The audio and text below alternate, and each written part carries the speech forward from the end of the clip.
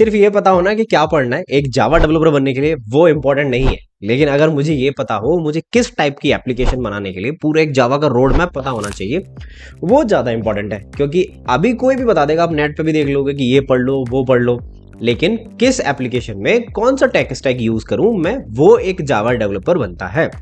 यानी कि आप एक जावा सीख के किस टाइप की एप्लीकेशन बना सकते हो, और मोस्टली अभी इंडस्ट्री में क्या यूज हो रहा है। तो आज इस वीडियो में हम डिस्कस करेंगे एक जावा डेवलपर का कंप्लीट रोड मैप, आपको किस टाइप की एप्लीकेशन आप किसका यूज करके बना पाओगे। ठीक है, तो चलो विदाउट वेस्ट टाइम, ये मैप का लिंक दे रखा है आपके डिस्क्रिप्शन में, जाके डाउनलोड कर लेना या फिर देख लेना। ठीक है, अब देखो एक जावा डेवलपर तीन टाइप की एप्लीकेशन बनाता है। सिमिलर ही टॉपिक आज हमने क्लास में भी डिस्कस किया, जो हमारा जावा फुल स्टैक का बैच है। तो अब इसमें से हमने बोला कि एक Java developer stand alone web applications and distributed applications बनाता है। चलो ठीक है, अब हमारा पूरा रोड मैप इसी के अराउंड चलेगा। देखो एक जावा डेवलपर बनने से पहले आपको पता होना चाहिए कि आप किस टाइप की एप्लीकेशंस बनाओगे। अगर मैंने बोला स्टैंड अलोन एप्लीकेशंस, तो जो एक सिंगल कंप्यूटर पे चलती हैं, जैसे कि मेरा नोटपैड, अब ये मेरी स्टैंड अलोन एप्लीकेशंस होती हैं। ठीक है, अब अगर इन एप्लीकेशंस को मैं बनाऊंगा कैसे, मैंने जावा सीख लिया, मैंने कलेक्शन सीख लिया, अब भैया ये बनेंगी कैसे, मेन इंपॉर्टेंट बात ये होती है। राइट, अब मैंने बोला कि अगर इनको बनाने के लिए मुझे ये चार चीजें चाहिए होती है। कोर जावा, ठीक है, आपने कोर जावा में बहुत सारी चीजें पढ़ ली होंगी, कलेक्शन पढ़ लिया, मल्टी थ्रेडिंग पढ़ ली। तो ये वही चीजें हैं कि भैया मुझे क्या चाहिए होगा, ऊप्स मुझे बहुत ही शानदार तरीके से आने चाहिए। आपको हर एक चीज पता होना चाहिए, हर ऊप्स का प्रिंसिपल पता होना चाहिए। अब multi threading, exception handling, collection and input output operation, देखो इनमें से जो बहुत ज्यादा इंपॉर्टेंट चीजें हैं मैंने वही मेंशन की हैं। आपको ऊप्स आने चाहिए, मल्टी थ्रेडिंग, एक्सेप्शन हैंडलिंग, ये बहुत ज्यादा इंपॉर्टेंट है। और एक्सेप्शन हैंडलिंग, मल्टी थ्रेडिंग तो आप छोड़ना ही मत। ठीक है, और बेसिक जो प्रोग्रामिंग आप जो लैंग्वेज करोगे, जो आप डिजाइन करोगे चीजों को, वो ऊप से करोगे। ठीक है, अब जैसे मैंने बोला कि मैंने कोर जावा पढ़ लिया, अब मैं फ्रेमवर्क्स पढ़ूंगा। तो वैसे तो आपकी एप्लीकेशन बन जाएगी अकेले कोर जावा से, लेकिन उस डेवलपमेंट को रैपिडली फास्ट करने के लिए तो मुझे लगेंगे फ्रेमवर्क्स, जैसे कि स्प्रिंग बूट हो गया, मेवन हो गया, या फिर लॉगिंग के लिए लॉग फोर जे या फिर SLS फोर जे हो गया। ये चीजें लगेंगी। अब समझ में आ गया, मेवन एक बिल्ड टूल है।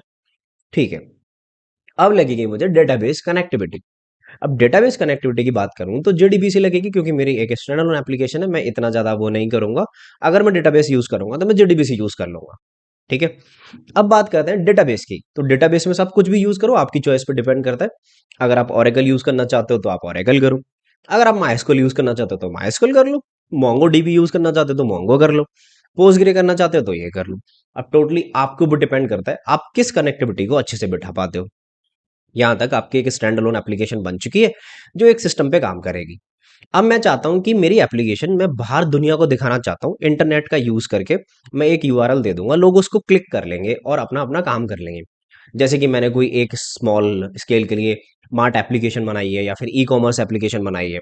ठीक है, अलग अलग कंपोनेंट नहीं है उसके, एक सिंगल एप्लीकेशन है बस। ठीक है, ये उसको मैं वेब एप्लीकेशन बोलूंगा। जैसे अब कोई भी एक ई-कॉमर्स एप्लीकेशन हुई है ना, वो डिस्ट्रीब्यूटेड नहीं है। मतलब डिस्ट्रीब्यूटेड मतलब आपस में कोई भी कंपोनेंट आपस में बात नहीं कर रहे हैं, एसिंक्रोनस कम्युनिकेशन नहीं हो रहा है ना।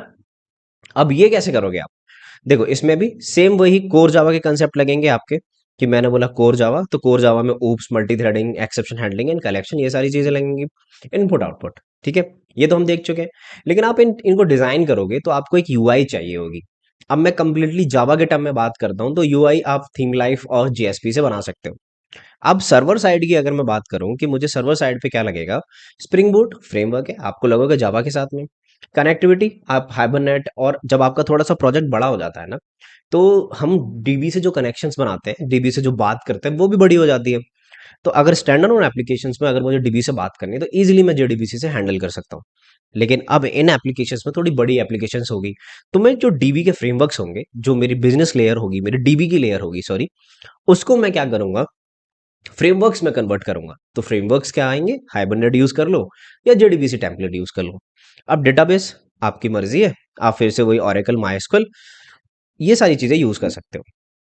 अब ये सारी चीज थी जो आप एक लेवल 1 लेवल 2 पे कर हो सके, मतलब जब आप बेसिक पढ़ रहे होगे जावा। ठीक है, लेकिन अभी आप जो काम चलता है मार्केट में, जितनी भी एप्लीकेशन चलती हैं, जैसे कि आपका पेटीएम चल रहा है, स्विगी, जोमेटो, हॉटस्टार, वो चलता है डिस्ट्रीब्यूटेड नेटवर्क में। मतलब एक माइक्रो सर्विस दूसरे से बात कर रही होगी, बहुत सारी माइक्रो सर्विस बहुत सारे सर्वर्स पे डिप्लॉयड होंगी, लाइक हजारों माइक्रो सर्विसेज डिप्लॉय होती हैं, तब बन के एक सर्वर बनता है। जैसे आप नेटफ्लिक्स पता होगा, बहुत सारी माइक्रो सर्विसेज डिप्लॉय होती हैं, इसको हम बोलते हैं डिस्ट्रीब्यूटेड एप्लीकेशंस। ये जावा से बनती हैं। अब कैसे? वही कोर जावा यूज करना है आपने। अब कोर जावा में कंपोनेंट आपको पता है कौन से पढ़ने हैं। अब आपकी माइक्रो सर्विस आपको कैसे बनानी है? देखो, माइक्रो सर्विस जब आप बनाओगे तो आप उसमें मेनली मेनली हम चीजें जो यूज करते हैं, ये एक आर्किटेक्चर के ऊपर डिपेंड करता है, लेकिन मैंने सारी चीजें आपको बता दी हैं। जैसे कि आप स्प्रिंग क्लाउड बनाओगे, ठीक है, आप स्प्रिंग डिस्कवरी बनाओगे, एपीआई गेटवे बनाओगे। मतलब गेटवे अगर आपको कोई ऑथेंटिकेशन करना है, आपको ऑथराइजेशन करना है, ठीक है। अब गेटवे आप एक राउट की तरह भी यूज कर सकते हो। डिस्कवरी आपको एक मेन सर्वर लेना है जहां पे उस सर्वर को सारी माइक्रो सर्विसेज के बारे में पता होगा, है ना। और फिर हमारी जब माइक्रो सर्विसेज आपस में कम्युनिकेशन करेंगी, तो कम्युनिकेशन के लिए आपको प्रोटोकॉल और ये सारी चीजें बनानी होती है। उसके लिए हम रेस्ट यूज करते हैं। रेस्ट एक आर्किटेक्चर डिजाइन है, प्रोटोकॉल नहीं है। लेकिन जब ये काम करती है, ये एचटीटीपी पे काम करती है, ठीक है। अब एसिंक्रोनस कम्युनिकेशन के लिए देखो, आप एक सिंक्रोनस कम्युनिकेशन के लिए तो रेस्ट का यूज कर सकते हो, रेस्ट टेम्पलेट का, जो एचटीटीपी पे काम करेगी। अब मैं अगर एसिंक्रोनस कम्युनिकेशन करूंगा कि मेरी एक एप्लीकेशन दूसरी एप्लीकेशन का वेट नहीं कर रही है, तो मैं काफका या RabbitMQ ये सारी चीजें यूज कर लूंगा, ठीक है। अब मैं काम करता हूँ कि अब मेरी एप्लीकेशन बड़ी हो गई। अब ऐसा तो नहीं होगा आप मैनुअली एक एक एप्लीकेशन जार फाइल ले रहे हो, अपलोड कर रहे हो, राइट। अब वो एक गलत चीज है, तो मुझे लगेगा इसमें कंटेनर। अब कंटेनर कौन बनाता है? डॉकर। तो मैं डॉकर का यूज करूंगा। अब वो उन कंटेनर्स को मैनेज करने के लिए मैनुअली तो बहुत ज्यादा हेक्टिक टास्क हो जाएगा। तो मेरे को मैनेज कौन करता है? कुबरनेटिस। इसलिए मैं ऑर्केस्ट्रेशन के लिए और कंटेनराइजेशन के लिए मैं दो चीजें यूज करता हूँ, डॉकर और कंटेनर, ठीक है, कुबरनेटिस। अब मॉनिटरिंग देखो, जब मेरी डिफरेंट डिफरेंट माइक्रो सर्विसेज चलती हैं, तो एक सर्विस का एक जगह पे लॉग रखना वो सही है, क्योंकि वो मेरी मोनोलिथिक एप्लीकेशन है। अब इतनी सारी एप्लीकेशन चल रही है, अब मैं लॉग्स कैसे निकालूंगा? लेट सपोज 1000 माइक्रो सर्विस है, तो क्या मैं 1000 सर्वर पे जाके देखूंगा मेरी क्या एरर आई है? नहीं। एक हम टेक्नोलॉजी फॉलो करते हैं जिसका नाम है ELK stack, Elasticsearch, Logstash and Kibana. ये मुझे कंसोलिडेट लॉग करके एक जगह पे दे देता है, तो मुझे पता चल जाती है कौन सी मेरी कहाँ पे क्या एरर है, ठीक है। सिक्योरिटी के लिए मैं यूज कर सकता हूँ JWT, OAuth and spring security. Testing के लिए हम क्या यूज करते हैं? टेस्ट एनजी, मॉकी, तो पोस्टमैन। बस ये था हमारा पूरा फ्रेमवर्क। तो आपको इसमें से क्या आना चाहिए एज एन जावा डेवलपर बनने के लिए? ऊपर वाली चीजें, web application, standard on application, जब आप सीखोगे तो ऑटोमेटिकली बनाना सीख लोगे। बेसिक है, कोई काम नहीं करता इन पे। अभी जो हम मेनली काम करते हैं माइक्रो सर्विसेज में, तो आपको दोस्त क्या आना चाहिए? डिस्ट्रीब्यूटेड एप्लीकेशन बनाना, अगर आप कंप्लीट जावा डेवलपर बनना चाहते हो तो। ये तो एक छोटी सी जर्नी सी, यहाँ से हमारे डेवऑप्स का काम स्टार्ट हो जाता है, हमारे फ्रंट एंड का काम स्टार्ट हो जाता है। तो अगर ये पूरा मैप अच्छा लगा, तो आप जाके लिंक डिस्क्रिप्शन में देख सकते हो। और अगर वीडियो अच्छी लगी तो लाइक कर देना और सब्सक्राइब कर देना। मैं मिलता हूँ नेक्स्ट वीडियो में। Till then take care, bye bye.